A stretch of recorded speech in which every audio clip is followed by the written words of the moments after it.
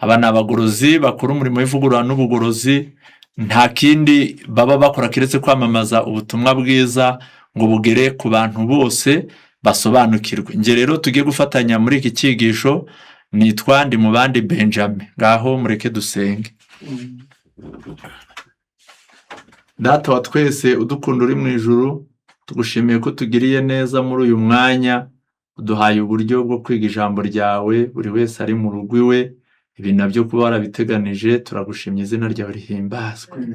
Tubabarire ibyaha byacu, abafite ibibazo bitandukanye, uburwayi, ubukene, gupfusha, amakimbirane, buri wese umubere igisubizo cy'ikibazo cye, ngo nibabone ihumure riguturukaho bizatume tugushima. Kandi ubwenge bwacu buhugurire kwakira ijambo ryawe, tubisabye mu izina rya Yesu umwami wacu, amen. Tugiye kwiga ijambo ariko rifite insanganyamatsiko y'ikibazo ivuga ngo kuki abantu bayoba kandi bafite umucyo. Iryo jambo tugiye kwigira hamwe. Ntabwo ari ikintu gikwiriye kujenjekerwa, kuko abantu kuyoba kandi bakayoba ku manywa, ndetse hari n'imvugo ikunda kubaho, mbese hari uyoba ku manywa, ariko barayoba. Tubivanye mu buzima busanzwe tukaza mu by'iyobokamana, mu by'ukuri ntabwo abantu byari bikwiriye yuko bayoba kandi bafite umucyo. Yesu yabivuze neza muri kino gitabo. Turabisoma mu gitabo cya Yohana igice cya 9 umurongo wa 10, igice cya 11 umurongo wa 9 n'uwa 10. Ndasubiramo, ni Yohana igice cya 9 umurongo wa 10 n'uwa 11.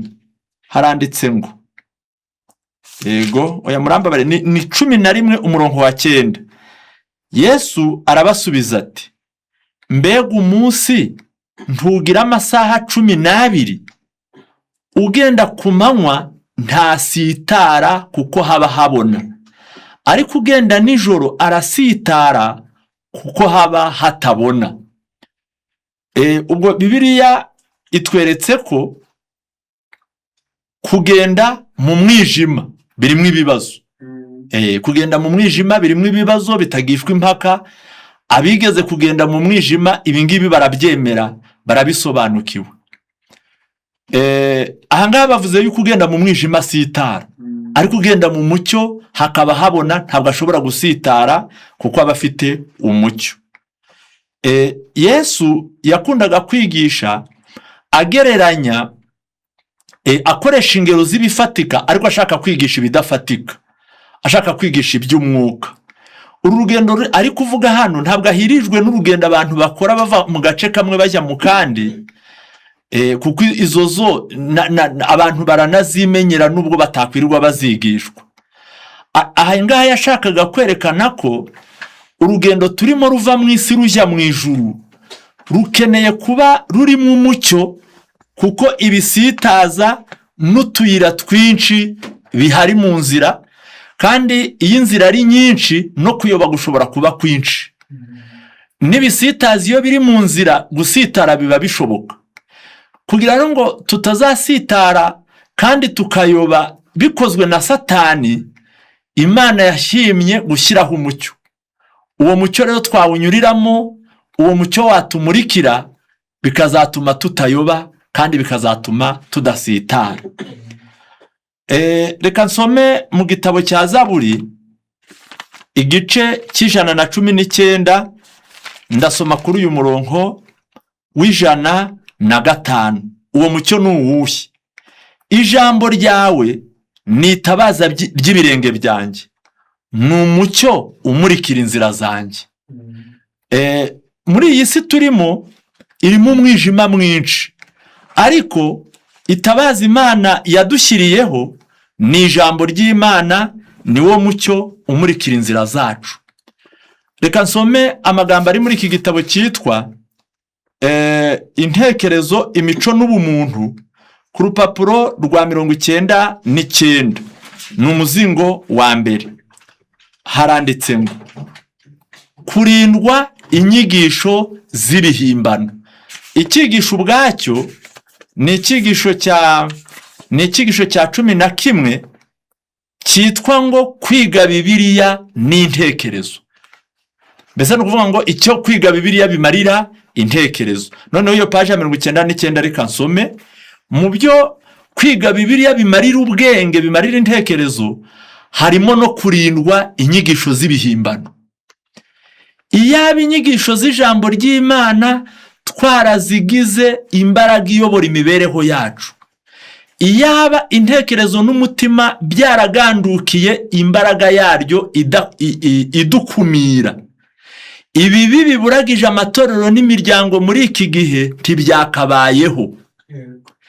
Inyigisho z'ijambo ry'Imana zigomba kugenga intekerezo n'umutima ku buryo imibereho yo mu muryango igaragaza imbaraga y'ubuntu bw'Imana. Ibyo nibyo twahoze twiga. Tudafite Bibiliya twahinduka agakinisho k'inyigisho z'ibinyoma. Ni paje ya 99. Bibiliya itabayeho, abantu bose bari mu isi bahinduka udukinisho tw'inyigisho z'ibinyoma. Intekerezo zahinduka imbata zo gutwazwa igitugu n'imigenzo n'ikinyoma. Ariko kuko dufite amateka y'ukuri y'inkomoko y'isi yacu, ntabwo dushobora kwifatanya n'ibihimbano bya kimuntu n'inyigisho zishukana. Bibiliya ni igitabo cyiza ku rwego rukomeye, ariko ndagira ngo mbarangire yuko turwana na Satani. Nshaka kubabwira amagambo abiri nyasomye mu bitabo, kandi nkingingira buri muntu wese kuyategera amatwi neza. Imana ni nziza, ariko Imana irwana na Satani. Mu gihe Imana idutegurira ibishobora gutuma tubona ubugingo, Satani nawe akora ibishoboka byose kugira ngo acanganyikishe abantu. Muri kino gitabo tugiye gusomamo amagambo yerekana uburyo Bibiliya tugomba kuyiga, ariko ibiyirimo tukabibona. Kansome mu bihamya umuzingo wa 5, ni paje ya 652, ni ikigisho cya 84. Rimwe na rimwe bibaho ko abagabo n'abagore bafite ubushobozi mu by'ubwenge ndetse bwanaguwe n'amashuri bize n'umuco, bajya bananirwa gusobanukirwa imirongo imwe n'imwe yo mu byanditswe byera. Barize pe, baraminuje, bafite ubwenge kandi ngo bwaranaguwe n'amashuri bize. Haba ubwo bibayeho bakananirwa gusobanukirwa imirongo imwe yo mu byanditswe byera. Mu gihe abandi batigishijwe, bandi bafite imyumvire isa n'ifite intege nke, ndetse ubwenge bwabo ntibibe bwaratojwe, bo bazumva ubusobanuro bw'iyo mirongo, bakabonera imbaraga no guhumurizwa muri bya bindi babandi bize kandi b'abahanga bavuga ko ari amayobera, cyangwa se bakabihitamo nkaho nta mumaro bifite. Kuko bimeze bitya, iki ni ikibazo. Kubera iki? Umuntu wize agakora imibare, agasoma indimi zitandukanye, akaba ari umuhanga wiyambazwa mu gihugu ndetse no mu mahanga, hari imirongo yo mu Bibiliya asoma ikamucanganyikisha, akayoberwa ibyo ari byo, akabinyuraho nkaho kibimaze, cyangwa se bikamucanga. Kuko bimeze bityo. Mu gihe hari undi wize isomero utarakandagiye no mu wa mbere, ushobora gusoma ubuhanuzi bwa Daniel, agasoma ubw'ibyahishuwe, akagereranya imirongo n'indi akabisobanukirwa. Ni ukubera ko biba bityo. Kuko bimeze bitya, nasobanuriwe ko itsinda rya nyuma rya rindi ry'abantu batize ritishingikiriza ku myumvire yaryo bwite. Abaririmo bajya kuri soko y'umucyo, wa wundi wahumetse ibyanditswe byera, maze bafite kwicisha bugufi mu mitima, bagasaba Imana ubwenge kandi bakabuhabwa. Hariho ikirombe, hariho ibirombe by'ukuri bitaragerwaho, bigomba kuvumburwa n'abashaka ukuri kudakebakeba. Kristo yagereranyije ukuri n'ubutunzi buhishwe mu murima. Ntabwo buba buri hejuru ku butaka, ahubwo tugomba gucukura ngo tubugereho. Ariko intsinzi yacu, iri jambo ni ryiza cyane, umuntu wese w'umwigishwa wa Bibiliya naryumve. ariko intsinzi yacu mu kugera kuri ubwo butunzi ntishingiye cyane ku bushobozi bwacu mu by'ubwenge, kuko ishingiye ku kwicisha bugufi mu mutima no ku kwizera kuzasingira ubufasha mvajuru. Ibyo nibyo byatumye Yesu asenga isengesho ryo gushima Imana ryanditswe muri kino gitabo cya Matayo 11. Reka nsome uyu murongo. Yesu kuko yari azi ibi neza kandi akabizirikana, igice cya 11 umurongo wa 25. Muri iyo minsi Yesu aravuga ati, ndagushima Data mwami w'ijuru n'isi, kuko wahishe ibyo abanyabwenge n'abahanga ukabimenyesha abana bato. Abana bato bari bavuzwa aha ntabwo ari ab'imyaka, ahubwo ni urwego rwa babandi b'insuzugurwa. Abakomeye kuko bo bashaka ibintu bifite logique, ibintu bisobanutse, ushobora kuvuga nyine ngo abantu, hari n'ukuntu wigisha wavuga ibintu muri Bibiliya byanditswe kandi bitarimo amarenga, ubwo sibyo ngibyo wumva bifite iyihe logique. Ukuri kwabyo ni ukuri, ni ukuri kuri babandi bashobora kwicisha bugufi, umwuka w'Imana akabahishurira icyo yashakaga kuvuga. Noneho Satani murabona ko ari umurwanyi. Mu gihe Imana yoroheje ijambo ryayo ngo dushobore kuryumva, Satani nawe yafashe ikirundo cy'ibinyoma agitwikiriza rya jambo. Reka nsome hano muri kino gitabo, maze abantu b'Imana bagerageze kumva aya magambo, kandi Imana idufashe tuyasobanukirwe kuko ni ingenzi ko twayumva. Ibihanye umuzingo wa 6 paje 129 haranditse ngo, mu ijambo ry'Imana dusangamo ubwenge budashidikanywa, ubwenge budashira, ubwenge budaturuka mu ntekerezo za muntu zifite aho zigarukira, ahubwo mu bwenge butagira akagero bw'Imana. Mbega aya magambo ngo araba meza. Mu ijambo ry'Imana dusangamo ubwenge budashidikanywaho, ubwenge budashira, ubwenge budaturuka mu ntekerezo za muntu zifite aho zigarukira, ahubwo mu bwenge butagira akagero bw'Imana. Ariko byinshi mu by'Imana yahishuye mu ijambo ryayo usanga bidasobanutse mu ntekerezo z'abantu, bitewe n'uko amabuye y'agaciro y'ukuri arimo usanga yaratabwe munsi y'umwanda w'ubwenge bw'umuntu n'imigenzo ye. Ukuri kw'Imana ngo kwahishwe, kwatabwe munsi y'umwanda w'ubwenge bwa muntu n'imigenzo ye. Kuri benshi ubutunzi bw'ijambo ry'Imana bukomeza kuba buhishwe, kuko batigeze babushakana kwihangana ubudacogora kugeza igihe amabwiriza ya zahabu azasobanuka. Ijambo ry'Imana rigomba kwigwa byimbitse kugira ngo ritunganye kandi ritegurire abaryakira guhinduka abagize umuryango wa cyami, abana b'umwami wo mu ijuru. Rero reka dusubire ku mutwe w'amagambo yacu, cyangwa se ku mutwe w'icyigisho cyacu, kuki abantu bayoba kandi bafite umucyo. Kubera ko abantu bafite ukuri bakayoba. Ubundi Bibiliya iyo usomye neza ukabikurikirana, Yesu afite ibintu byinshi yagiye avuga mu marenga akoresheje abahanuzi, nawe ubwo akabikoresha. Ariko reka mbabwire, usomye muri Daniyeli n'ibyahishuwe, niho hakunda kuba amarenga agora abantu kuyamenya. Ariko nanone mu migani Yesu yagiye aca imigani isaba ko umuntu agira umwuka w'Imana ngo asobanukirwe icyo ishaka kuvuga. Ariko Yesu ari gushyiraho urufatiro rw'itorero rye, ntabwo yabinyujije mu marenga. Icyampa iki kintu kikumvikana. Ariko ibigendanye n'ubuhanuzi bw'intambara itorero ry'Imana rizanyuramo mu bihe byo kugeragezwa, byagiye bivugwa mu marenga. Niyo mpamvu muri Daniyeli 7 havuga inyamaswa enye, iya kane yari iteye ubwoba ifite imitwe 7 n'amahembe 10, hamera kandi gatoya, 3 mu yasanzwe ararandurwa, ako kahembe karikuza kihindura nk'Imana. Ibyo byose biba bivugwa iyo ni amarenga ashaka kwerekana intambara itorero ry'Imana rizanyuramo. Ariko Yesu ari gushyiraho urufatiro rw'itorero, ntabwo yigeze abinyuza mu marenga, yabivuze yeruye kugira ngo n'abaswa n'injiji zizasobanukirwa. Ariko abantu bararenze, barayobye, kandi mu by'ukuri umucyo w'ijambo ry'Imana bari bawufite. Ndatanga urugero. Yesu ari kuvuga amaze kubona abigishwa be babandi 12 abagize intumwa, abamukurikira ari benshi, yateruye icyigisho arababwira ngo ntimuzitwe abakuru.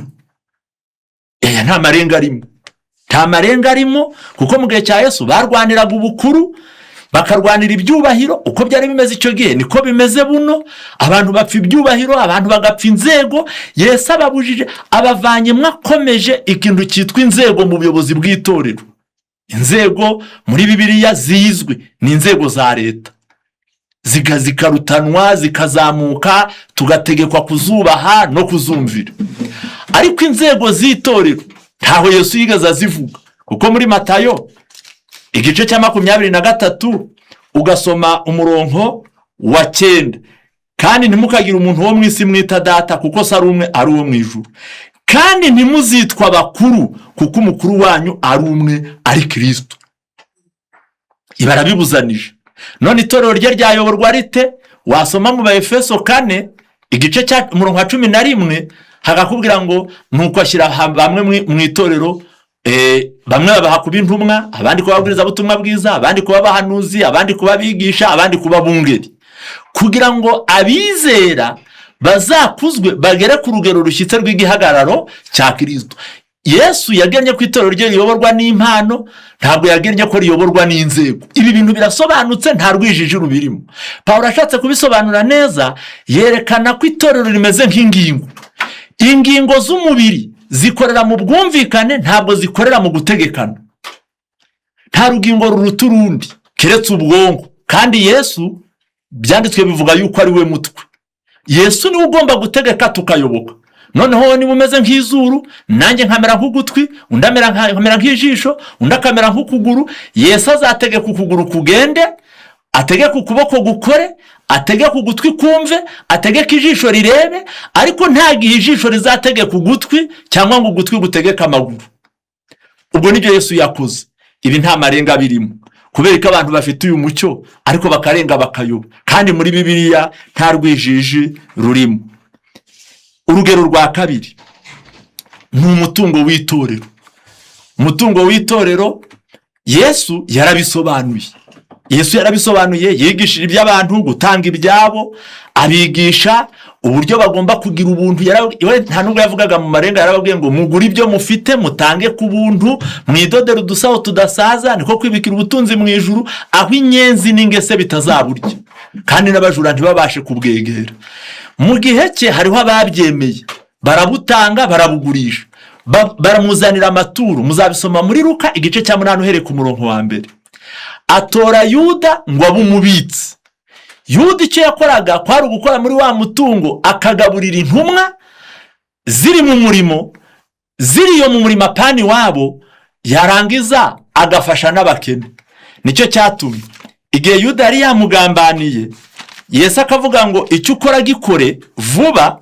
Abigishwa be ntabwo bamenye amarenga Yesu aciriye Yuda, kuko Yesu yari amubwiye ngo n'ubundi ibyo wakoze wabirangije, wagambanye, amafaranga wayafashe, genda ubazane banjyane, babasirikare n'abatambyi. Ariko abigishwa ntibabimenye, ahubwo haranditswe hano ngo mu gice cya 13 cya Yohana umurongo wa 27 ngo hanyuma yo guhabwa iyo nogo nibwo Satani yamwinjiyemo, nuko Yesu aramubwira ati icyo ukora gikore vuba. Ariko nta n'umwe wo mu bari bicaye basangira nawe wamenye icyatumye amubwira atyo, kuko Yuda yari afite umufuka w'impiya. Nicyo cyatumye bakeka yuko Yesu yamubwiye ati genda ugure ibyo dushaka kurya ku munsi mukuru, cyangwa ati gira icyo uha abakene. Intumwa zari zisobanukiwe neza n'icyo umufuka Yuda yari afite, cyangwa se ububiko bwa Yuda bwakoreshwaga. Byari bibiri: gufasha izo ntumwa ziri mu murimo, cyangwa se gufasha abakene. Ibyo nta rujijo rubirimo. Ubwo ni ukuvuga ngo umurimo w'Imana wibwiriza butumwa, gukwirakwiza ubutumwa bwiza ngo bugere ku batabuzi, ndetse no gufasha abababaye, niyo mirimo ibiri umutungo w'itorero ukoreshwa. Umuntu yakwibaza ati none ababwiriza ubutumwa, abakorera Imana babaho bate? Yesu nabo yagisubije imbere y'igihe. Igisubizo cy'icyo kibazo twagisoma muri Matayo 10 umurongo wa 7. Yesu ari gutuma abigishwa be 12 aravuga ngo nimugende mwigisha muti ubwami bwo mu ijuru buri hafi, mukiza abarwayi, muzura abapfuye, mukiza ababembe, mwirukana abadayimoni, mwaherewe ubusa namwe mujye mutangira ubundi. Abashaka gukorera Yesu rero aka niko kayira, niyo mapatano cyangwa nibwo bwumvikane. Iyo umuntu ajya gukorera undi babanza bumvikana igihembo.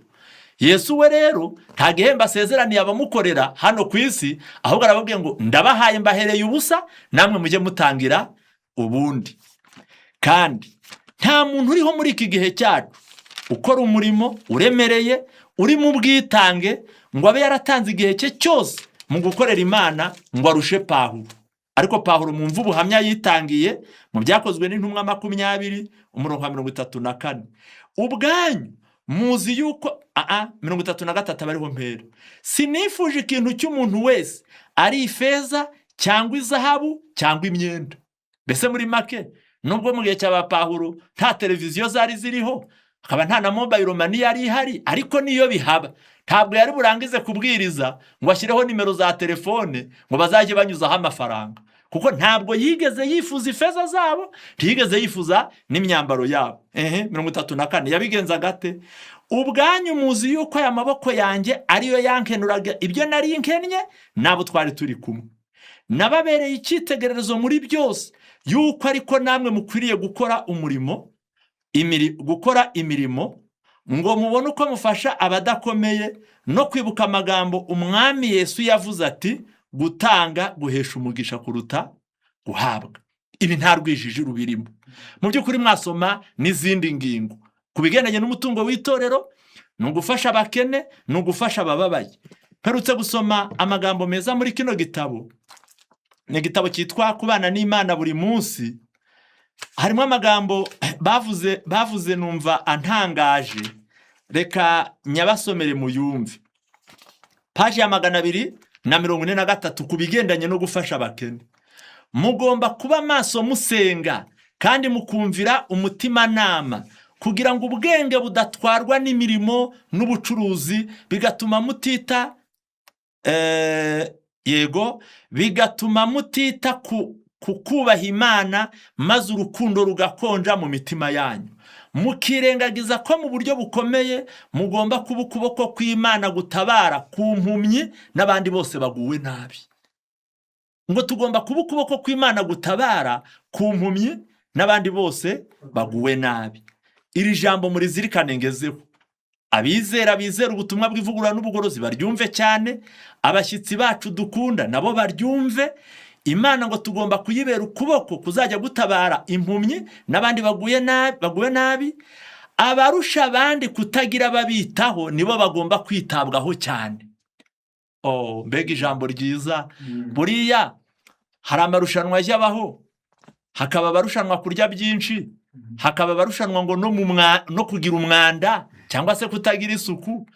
Ariko nubwo nta marushanwa y'abatagira babitaho, ariko natwe turabazi. Hari ba nyakamwe nabo barwaye kandi bakennye. Burya umuntu ari ikinege cyangwa akaba yarasigaye wenyine ariko afite imitungo, aba afite ibibazo nibyo, ariko hari ibibazo bigerekwa ku bindi. Umuntu akaba atagira abavandimwe kandi ari umukene. Baravuze ngo abarusha abandi, mbese ababa ba mbere mu kubura ababitaho, ngo ni itorero ry'Imana rigomba kwitaho. Kambirinde ku rupapuro 244. Ibi bari gusobanura umurongo wo muri Yobu 29 umurongo wa 16 ngo narise w'umukene ngakurikirana urubanza rw'uwo nari ntazi. Ibi ni ibiduhamiriza ko Yobu yari afite gukiranuka kwemewe na Kristo. Binyuriye muri Yesu, abantu babasha kugirira impuhwe n'urukundo abakene n'abababaye. Yicishije bugufi cyane, araganduka ntiyanga no gupfa, ndetse urupfu rubi rwo ku musaraba. Yesu umunyacyubahiro wo mu ijuru yahaze ubwiza no kurabagirana by'uburyo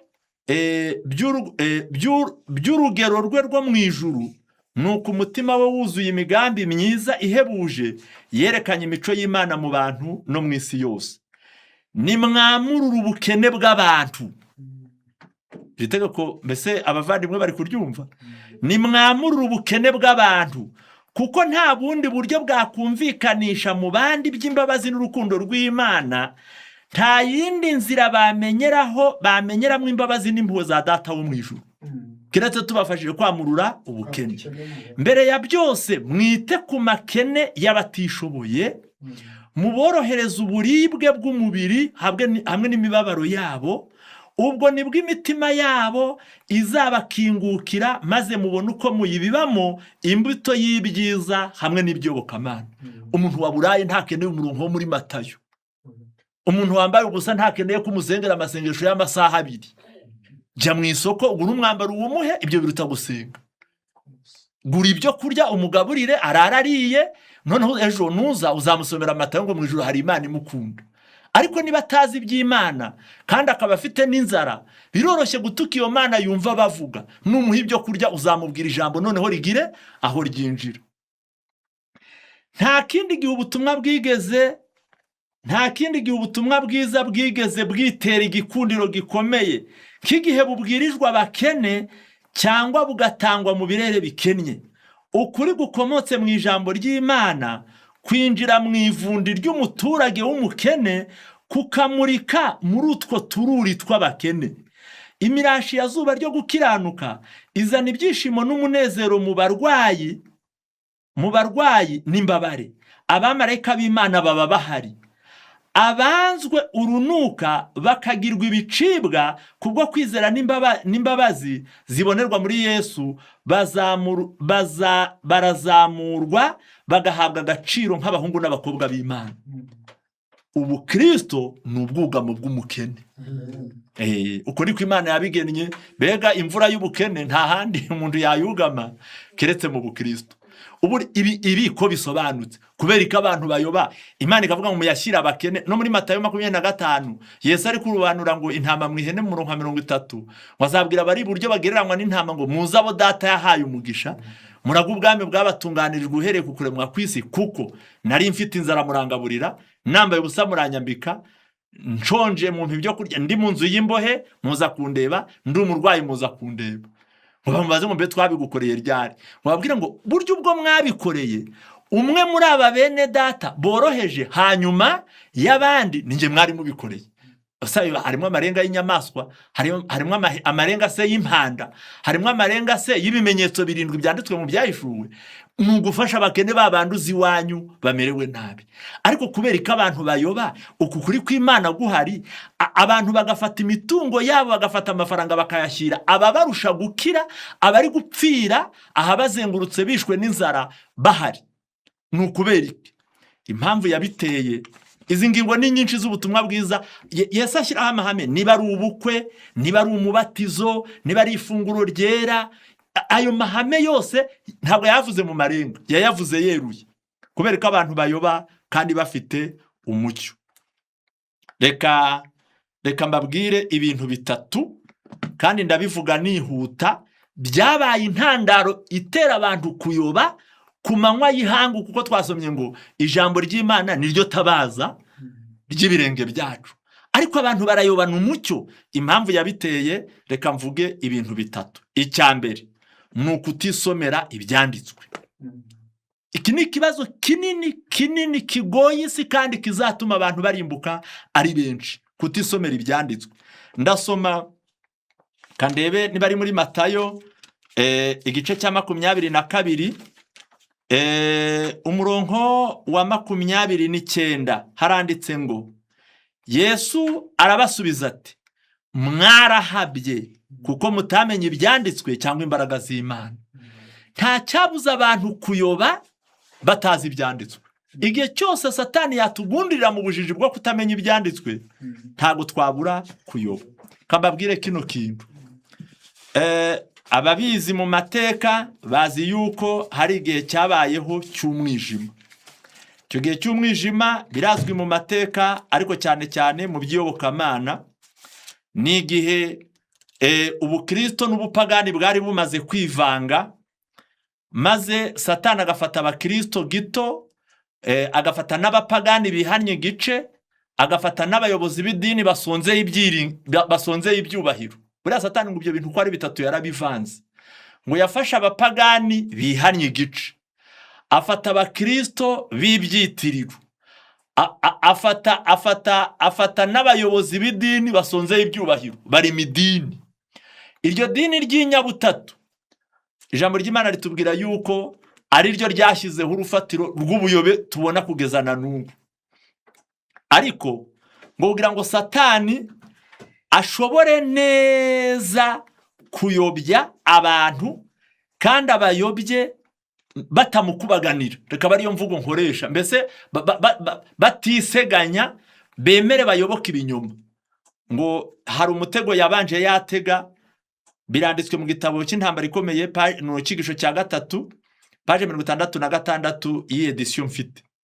Les saintes écritures donnent aux hommes la possibilité de découvrir les impostures de Satan et de résister à sa puissance.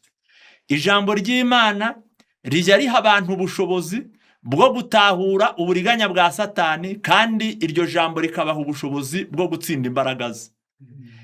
C'est cette parole sainte que le sauveur du monde avait opposé à ses attaques. Ibyo byanditswe byera nibyo umucunguzi w'isi yakoreshaga akarwanya ibitero bya Satani. Kuri buri mutego Satani yamutegaga, Yesu yakingaga ingabo y'ibyanditswe byera y'ukuri kw'iteka ryose ivuga ngo uku ni kuwiteka avuga. Noneho hano hepfo haranditse ngo le seul moyen dont Satan disposait pour établir son ascendant sur les hommes et pour affermir celui de l'usurpateur papal était donc de maintenir le monde dans l'ignorance de ses livres. Uburyo bumwe rukumbi Satani yari afite bwatuma abantu abagundira akabigarurira, kandi agashyiraho ubuyobozi bw'ubupapa kugira ngo buyobore isi yose, ngo kwari uguheza abantu mu bujiji ntibasobanukirwe n'ibyanditswe byera. Comme la Bible exaltait la souveraineté de Dieu et de la vérité, elle devait être cachée et supprimée. Kuko Bibiliya ariyo yerekanaga kuba hejuru kw'Imana n'ukuri kwayo, kugira ngo ibyo bindi bigerweho byari ngombwa yuko ukuri kwa Bibiliya guhishwa kandi kugatsembwa. Telle fut la conclusion logique adoptée par l'Église de Rome. Uwo ni wo mwanzuro wumvikana itorero ry'i Roma ryafashe, ko nta muntu uzongera kwisomera Bibiliya cyangwa ngo ayitunge. Des siècles dira, la propagation des écritures fut interdite. Haciye ibinyejana byinshi gukwirakwiza Bibiliya byarabuzanijwe. On défendait au peuple de les lire et de les posséder chez soi. Byari byarabuzanijwe kuri rubanda kuyisoma no kuyitunga iwabo mu rugo. Take hano hepfo bavuze ko abayisomaga babaga ari abayobozi.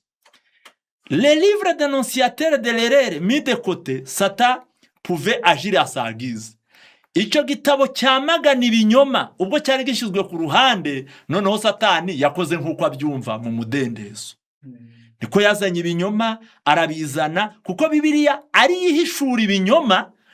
Satani yaravuze ati aba bantu ntabwo nashobora kubatsinda, ntabwo bibaho ko nashobora kubatsinda, sinabarimanganya keretse nkoze ibishoboka Bibiliya nkayishyira ku ruhande, abantu bakabibuzwa, bakabuzwa umudendezo wo kuyisomera. Maze ibinyoma aragenda arabizana, avanaho isabato ashyiraho icyumweru kitanditswe muri Bibiliya, mu gihe Bibiliya ifite amasomo arenga 90 avuga isabato. Icyumweru agishyiraho, ashyiraho gusenga abatakatifu, ashyiraho umubatizo wo ku gahanga utagiraho wanditswe muri Bibiliya. Ariko ntabwo abantu bari bubure kubyemera, kuko igitabo cyagombaga kubahishurira ko atari ko biri. Satani yari yamaganya abantu ko batagomba kukisomera. Niyo wasangwaga ugifite byari ibyaha, uhanishwa igihano cy'urupfu. Ubaye uri umugabo bakagutwika, waba uri umugore bakaguhamba uri muzima. Ibyo biranditswe. Noneho rero Imana ntabwo ijya yemera ko abantu bahera mu mwijima. Yazanye umucyo, ikoresheje abaprotesitanti aribo bitwa abagorozi.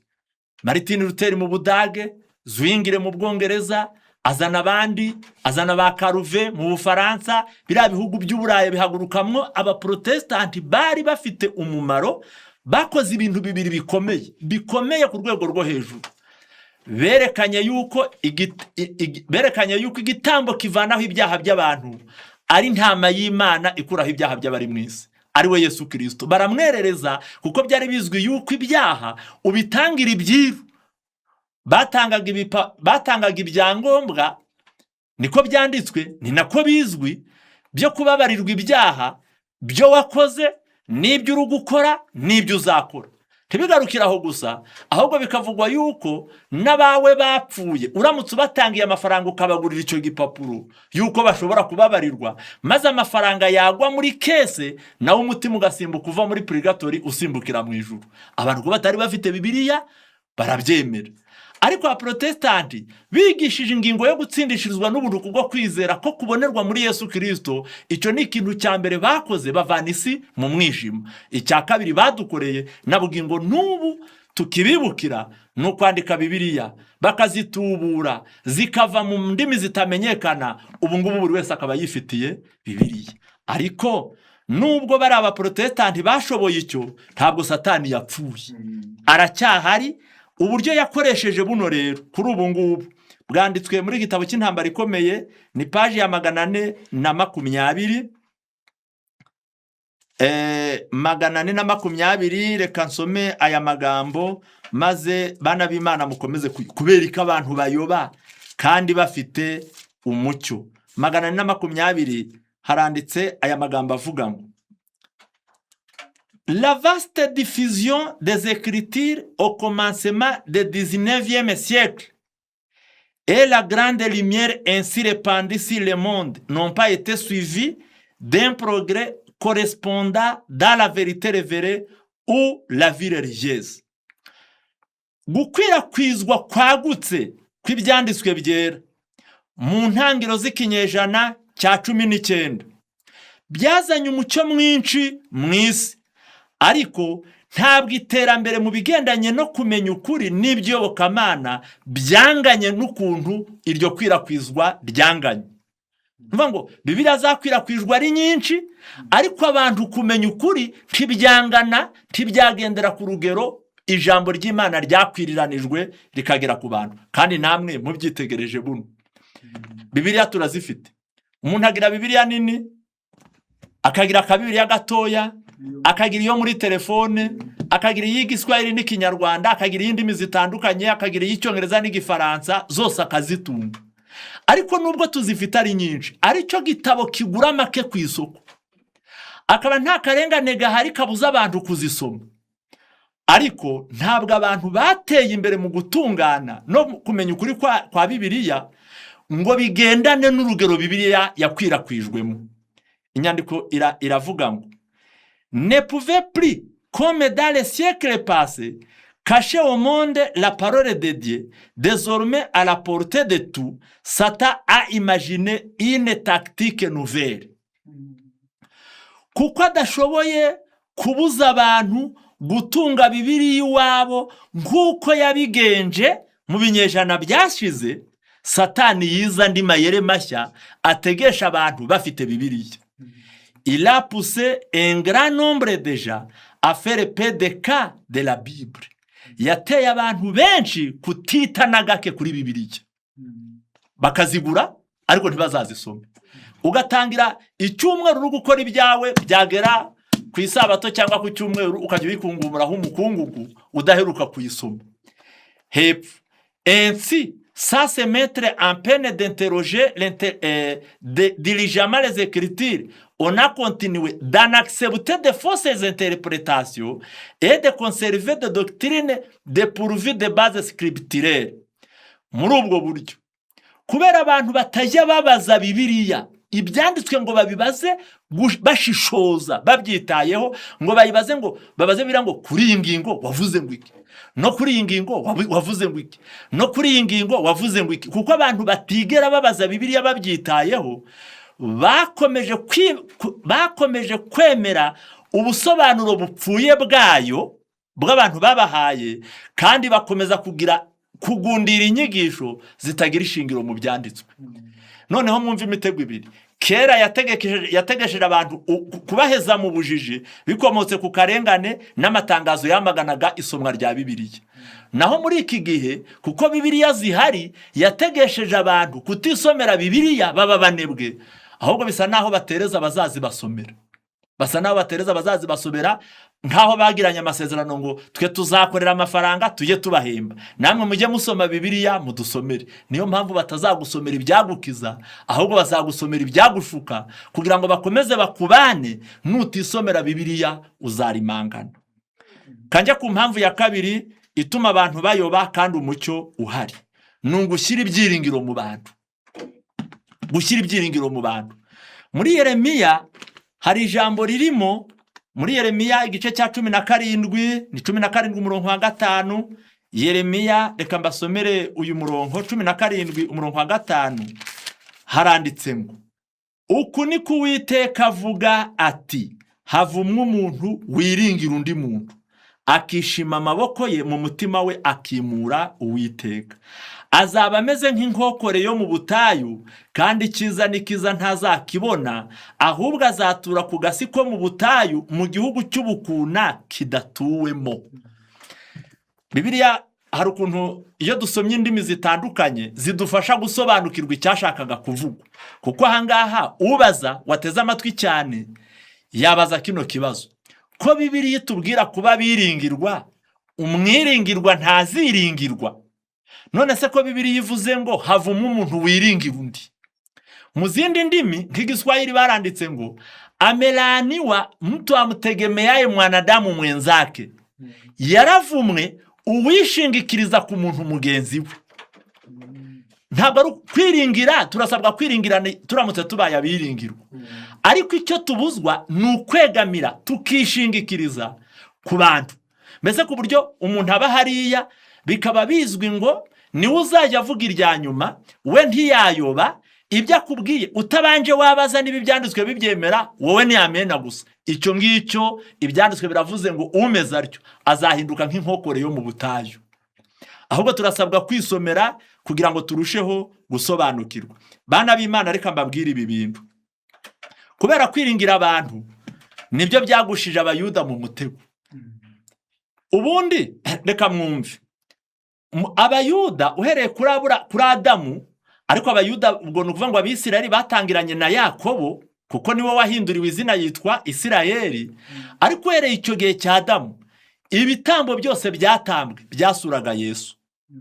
Noneho Imana ihagurutsa n'abahanuzi mu rwego rwo kugira ngo ubwo ibitamba ari imfashanyigisho zikoreka, kuko n'ibikorwa bakoraga ariko bibigisha yuko umucunguzi azaza, haza n'abahanuzi kugira ngo babahanurire buri kantu kose kazaba kuri Yesu bakavuge. Daniyeli yahanuye igihe Yesu azavukira. Yesaya ahanura uzabyara Yesu ko ari umwari. Nanone ahanura izina zitwa ko ari Emanueli. Mika ahanura yuko Yesu azavukira i Betelehemu.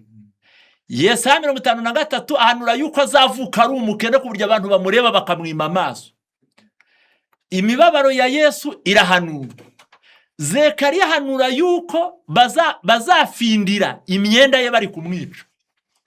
Ibyo byose byarahanuwe kugira ngo nibisohorera kuri Yesu bazamumenya. Ariko kuko abayuda batisomeye ubuhanuzi bakabireka mu maboko y'abayobozi, nicyo cyatumye benshi bazimira barayoba, kuko bari bishingikirije ku bantu. Kambasomera intambara ikomeye Yesu yahuye nayo. Intambara ikomeye Yesu yahuye nayo mu bigendanye n'umurimo we yakoreye hano ku isi. Haranditse ngo ni muri iki gitabo cyitwa Intambara ikomeye, haravuze ku ipaje ya 840, ni ikigisho cya 37. Quand Jésus-Christ annonçait les paroles de la vie, les peuples l'écoutaient avec joie, et plusieurs même parmi les sacrificateurs et les magistrats criraient en lui. Ubwo Yesu yabwirizaga ijambo rye ry'ubugingo, rubanda bamutegeraga amatwi banezerewe, kandi benshi ndetse no mu batambyi n'abacamanza baramwizeye. Mais les grands prêtres et les chefs du peuple, en dépit de l'inutilité de leurs efforts pour trouver un sujet d'accusation contre lui, et malgré l'évidence de la puissance et de la divine sagesse de ses paroles, étaient déterminés à repousser ses enseignements et à les condamner. Ariko umutambyi mukuru nta nubwo ari abatambyi benshi, ahubwo wa wundi mukuru, ari nacyo kibazo kiva mu bukuru.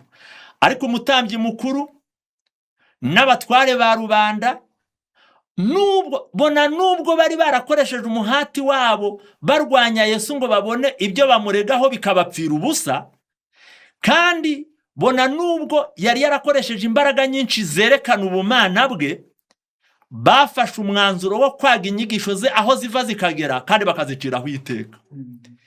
Craignant de devenir ses disciples, kuko batinyaga kuba abigishwa be, il rejetait les preuves les plus claires de sa messianité. Bajugunye kure ibimenyetso bitari mu rwijiji by'uko Yesu ari Mesiya.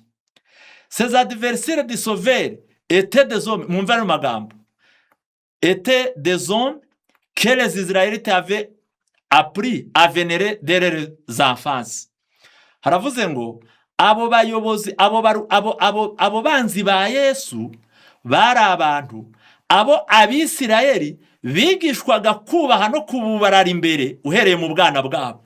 Mbese umwana yatangiraga kujya mu rusengero bakamubwira ngo bariya bicaye hariya nabo kubahwa, iyo bavuze ni irya nyuma, ntawe ubabaza ikibazo, iyo bavuze babaruko. Noneho Yesu umurimo ukomezwa no kuba yaje kuvuga ukuri, bariya abantu ntibabyemera, babyanze bituma na rubanda rubyanga, atari uko bitari iby'ukuri, ahubwo ari uko bakuru bagenje bate babyanze. Noneho abantu ngo barabazaga bati ese mu by'ukuri uriya niba ari we, kubera ko abakuru bacu batamwemeye. Reka wenda nse nubasomeye amagambo ari muri Yohana, ngewe njya nyasoma nkumva ntangaye. Yohana igice cya 7, ndasoma Yohana igice ni cya 7, kansome nihuta, ndasoma umurongo wa 25. Mwumve ko bamwemeraga ariko bagashidikanishwa nuko abakuru babyanga. Umurongo wa 25, nuko bamwe mu bari Yerusalemu barabazanya bati uwo bashaka kwica suyu. Byagazaho no muri rubanda bimenyekana ko Yesu bashaka kumwica. Nyamara dore aravugira ku mugaragaro ko ari ntacyo bamugira. Mbese harya nukuri koko abakuru bacu bemeye ko yari we Kristo? Uyu ko tuzi aho yaturutse, ariko Kristo naza ntawe uzamenya aho yaturutse. Umva icyo kinyoma. Urabona ko niyo abantu bashaka ubukuru cyangwa ibyubahiro barahimba. Yesaya igice cya 9 Yesu yari yarahanuwe yuko azarererwa i Galilaya. Mika yahanuye ko azavuka i Betelehemu. Yesaya yahanura yuko azarererwa i Galilaya, ariko ababongo bari barashyizeho inyigisho yuko ntawe uzamenya aho azaturuka. 45. Ubwo rero bibacanze batuma abasirikare kujya kumufata. Nuko babasirikare basubira ku batambyi bakuru n'abafarisayo, nabo barababaza bati mubujijwe n'iki kumuzana? Abasirikare barabasubiza bati yemwe ntabwo higeze kubaho umuntu uvuga nkawe. Mbese abasirikare bagiye kumufata kuko bagira discipline, basanga ari kwigisha, batereka tubanze twumve, wenda narangiza turamufata.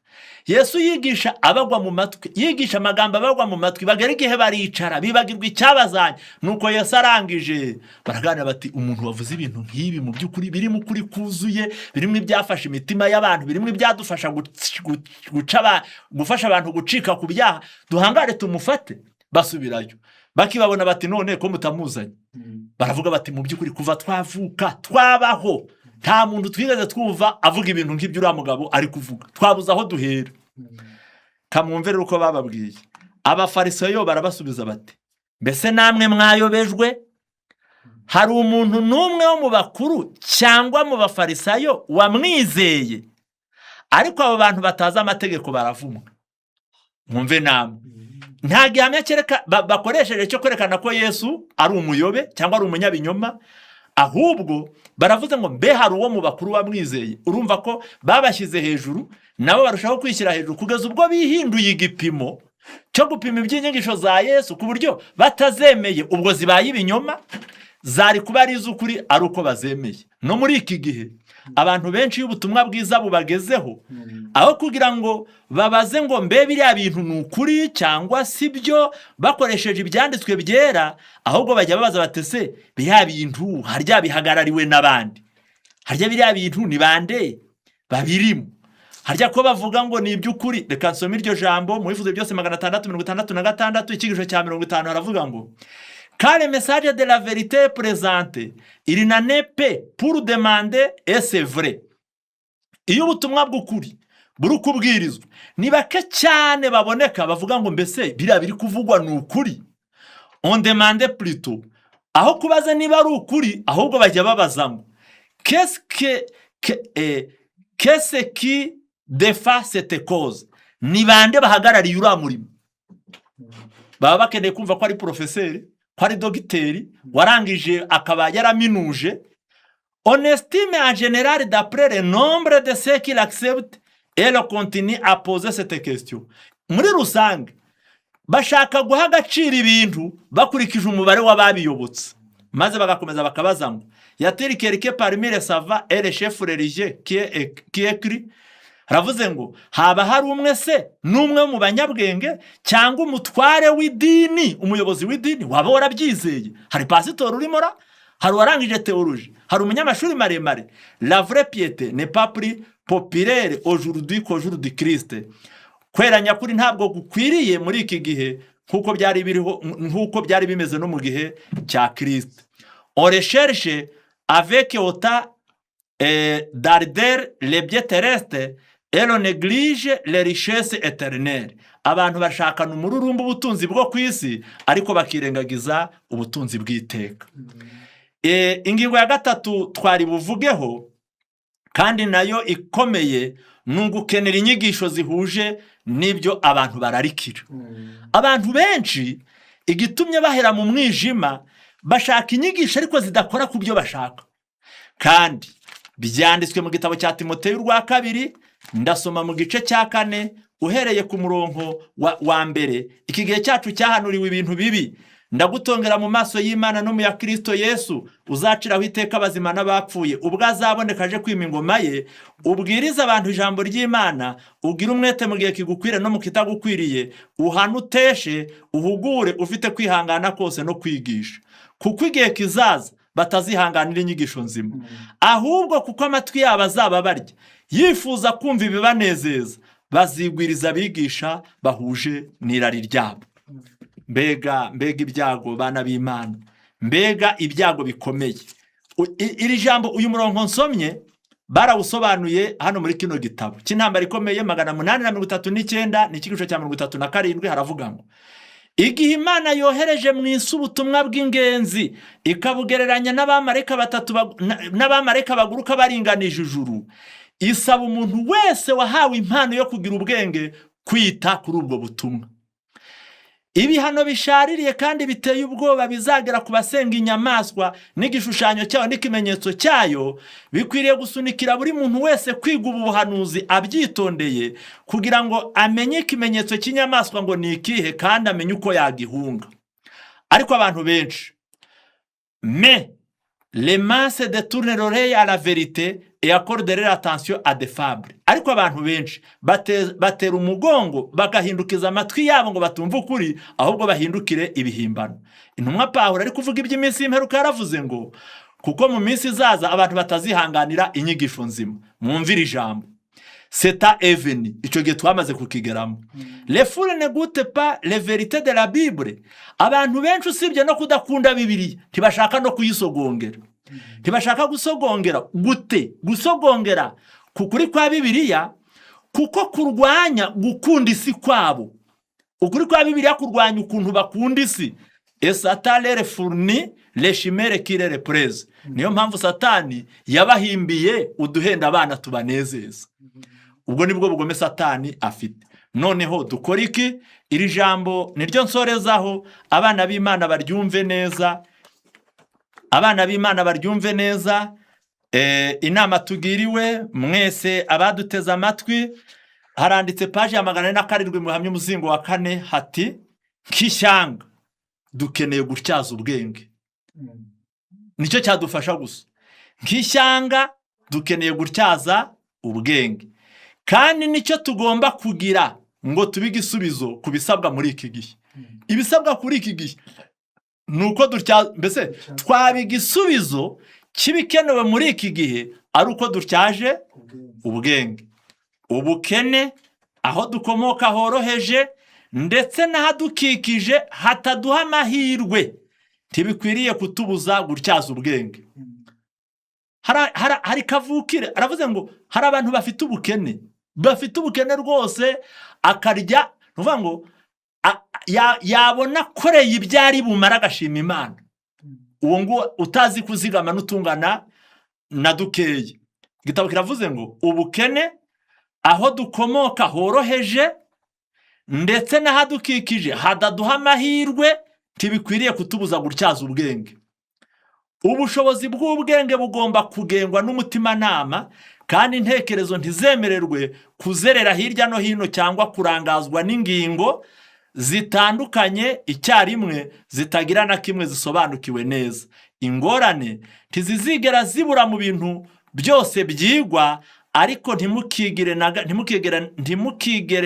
na gato murekeraho kubwo gucika intege. Mushakashake, mwige kandi musenge, muhangane kigabo n'ingorane zose, kandi mufite imbaraga, musabe imbaraga zikoresha umutimanama, kandi musabe n'impano yo kwihangana ngo bibatabare, hanyuma mucukure mushishikaye cyane kugeza ubwo mubona ibuye ry'agaciro kenshi ry'ukuri mbere yanyu, riboneye kandi ari ryiza rwose, ndetse ryose rirushijeho kuba iry'agaciro bitewe n'ingorane mwahuye nazo, kugira ngo riboneke. Imana ihabwe icyubahiro. Mureke buri muntu wese asaba Imana imuhe kwihangana. Dusome Bibiliya tudafite ubute, tuyisomane umwete kugira ngo tubone ukuri kandi tuzabone ubugingo buhoraho mu izina rya Yesu.